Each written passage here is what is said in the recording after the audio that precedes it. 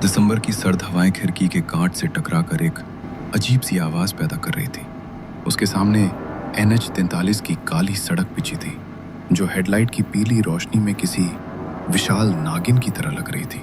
आर्यन का काम आज खत्म हो जाना चाहिए था, लेकिन अंतिम समय में आए एक अर्जेंट पार्सल की वजह से उसे इस सुनसान पहाड़ी रास्ते पर आना पड़ा। गाड़ी के डैशबोर्ड पर रखा एक छोटा सा लाफिंग बुद्धा हर गड्ढे के साथ हिल रहा था, मानो आर्यन की बेबसी पर हंस रहा हो। मोबाइल का नेटवर्क पिछले 10 किलोमीटर से नो सर्विस दिखा रहा था। आर्यन ने रेडियो चलाने की कोशिश की, लेकिन वहां भी सिर्फ कर कर की कर्कश आवाज ही सुनाई दे रही थी। पता नहीं किस पागल ने इस जंगल के बीच घर बनाया है। ऊपर से ये गूगल मैप्स, लगता है आज ये मुझे नरक का रास्ता दिखाकर ही मानेगा। तभी उसे सड़क के बाईं ओर एक आकृति दिखी। कोहरा इतना घना था कि पहले उसे लगा कि शायद कोई पेड़ गिर गया है, लेकिन जैसे जैसे गाड़ी करीब आई, रोशनी एक आदमी पर पड़ी। वो आदमी जमीन पर पालथी मारकर बैठा था और एक सूखी लकड़ी से मिट्टी पर कुछ अजीब सी लकीरें खींच रहा था। उसके सफेद बाल हवा में बेतरतीब उड़ रहे थे। आर्यन ने गाड़ी की रफ्तार धीमी की। उसे लगा कि शायद रास्ता पूछ लेना बेहतर होगा। बाबा, ओ बाबा, जरा सुनिए, ये सिमलगुड़ा जाने वाला रास्ता यही है क्या? आदमी ने सिर उठाया और एक भयानक सी हंसी हंस पड़ा, जिसे देखकर आर्यन को अजीब सा लगा। लेकिन जैसे ही आर्यन ने ध्यान से उसकी तरफ देखा, वो आदमी वैन के पास बिल्कुल सामान्य सा खड़ा था। आर्यन को लगा शायद ये उसका वहम था। उसने खुद को संभाला और फिर से जोर से आवाज दी, ओ बाबा, जरा सुनिए, ये सिमलगुड़ा जाने वाला रास्ता यही है क्या? यहाँ रास्ते खत्म नहीं होते बेटा, यहाँ सिर्फ चक्का शुरू होते हैं। पीछे मुड़ जा, अभी भी समय की एक लकीर बची है। बाबा, रास्ता पता है तो बताइए, पहेलियां मत बुझाइए। वैसे ही बहुत देर हो चुकी है। देर तो तब हुई थी जब तूने इस पुल को पार किया था।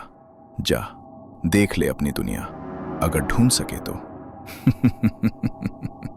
आर्यन ने बड़बड़ाते हुए कांच ऊपर चढ़ाया और एक्सेलरेटर दबा दिया। उसे लगा कि कोई सनकी बूढ़ा है जो बस उसे डरा रहा है, लेकिन जैसे ही उसने रियर व्यू मिरर में पीछे देखा, उसके रोंगटे खड़े हो गए।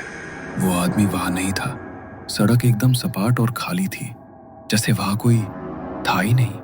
कोहरा अचानक इतना घना हो गया कि उसे बोनट के आगे कुछ भी दिखना बंद हो गया।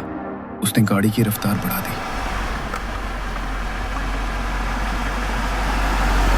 उसके दिल की धड़कन अब इंजन के शोर के साथ मुकाबला कर रही थी। करीब 20 मिनट तक गाड़ी चलाने के बाद उसे आगे वही मोड़ दिखाई दिया जहां पत्थर पड़े थे। आर्यन की आंखें फटी की फटी रह गईं जब उसने देखा कि सड़क के उसी किनारे पर वही आदमी बैठा हुआ था और ठीक उसी तरह मिट्टी पर लकड़ी से लकीरें खींच रहा था। ये कैसे हो सकता है? मैं तो सीधा चल रहा था, मैंने कोई टर्न नहीं लिया। ये वही जगह कैसे हो सकती है? उसने घड़ी देखी, 8:15। वो 20 मिनट से गाड़ी चला रहा था, लेकिन गाड़ी फिर से वही जगह पहुंची थी। कोहरे के पीछे से एक धीमी सी हंसी गूंजी, जो वैन के लोहे को चीरती हुई आर्यन के कानों तक पहुंची। आर्यन के हाथ स्टीयरिंग व्हील पर कांप रहे थे। माथे पर पसीने की बूंदें इतनी ठंडी लग रही थीं, जैसे बर्फ की सुइयां चुभ रही हों। उसने वैन की हेडलाइट्स को हाई बीम पर किया। रोशनी की 2 तेज किरणें कोहरे की मोटी चादर को भेदने की कोशिश करने लगी। उसने आदमी की ओर देखने की हिम्मत नहीं की।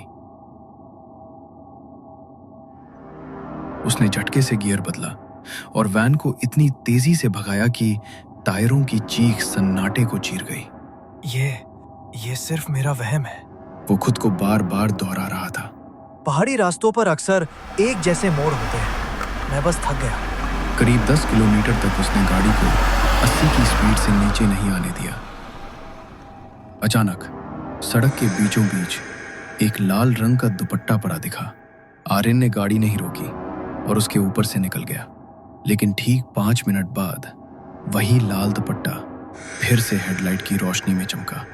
आर्यन का गला सूख गया। उसने फिर गाड़ी निकाली। तीसरी बार जब वही दुपट्टा दिखा तो उसने गाड़ी को ब्रेक मार दिया। गाड़ी एक झटके के साथ रुक गई। आर्यन नीचे उतरा और उस दुपट्टे को उठाया। जैसे ही उसने उसे छुआ, उसे लगा कि वो कपड़ा नहीं बल्कि किसी की ठंडी त्वचा है। उसने घबराकर उसे फेंक दिया। एक ऐसी आवाज जिसे सुनकर आर्यन के पैरों तले जमीन खिसक गई। वो उसकी माँ की आवाज थी। आर्यन बेटा, इतनी रात को कहाँ जा रहा है? घर आ जा, खाना ठंडा हो रहा है।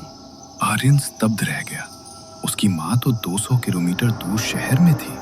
वो यहाँ इस खौफनाक जंगल में कैसे हो सकती थी? उसने टॉर्च जलाकर आवाज की दिशा में रोशनी डाली। वहां कोई नहीं था, बस घने पेड़ थे जो हवा में ऐसे हिल रहे थे जैसे कोई राक्षस अपने हाथ फैला रहा हो। ये मुमकिन नहीं है। तुम माँ नहीं हो सकती। तुम जो भी हो, सामने आओ। तभी झाड़ियों के पीछे से एक आकृति धीरे धीरे बाहर निकली। वो उसकी माँ ही थी। वही नीली साड़ी, वही सफेद बाल। लेकिन जैसे ही वो रोशनी के दायरे में आई, आर्यन की चीख निकल गई। उसकी माँ की आंखें नहीं थी। आंखों की जगह सिर्फ 2 गहरे काले गड्ढे थे जिनसे काला तरल पदार्थ बह रहा था। वो भयानक तरीके से मुस्कुरा रही थी। नहीं, तुम मेरी माँ नहीं हो। वो दौड़कर वैन के अंदर घुसा और दरवाजा लॉक कर दिया। उसने तुरंत अपने दोस्त समीर को फोन लगाने की कोशिश की। फोन पर घंटी गई। हेलो आर्यन, भाई कहाँ है तू? समीर, मैं फंस गया हूँ यार। यहाँ कुछ बहुत गलत हो रहा है। मैं एक ही रास्ते पर बार बार आ रहा हूँ और मुझे माँ दिखाई दे रही है। शांत हो जा भाई, तू बस पीछे मुड़ कर देख। मैं तेरे पीछे वाली सीट पर ही तो बैठा हूँ। आर्यन का दिल धड़कना बंद हो गया। उसने बहुत धीरे से रियर व्यू मिरर में देखा।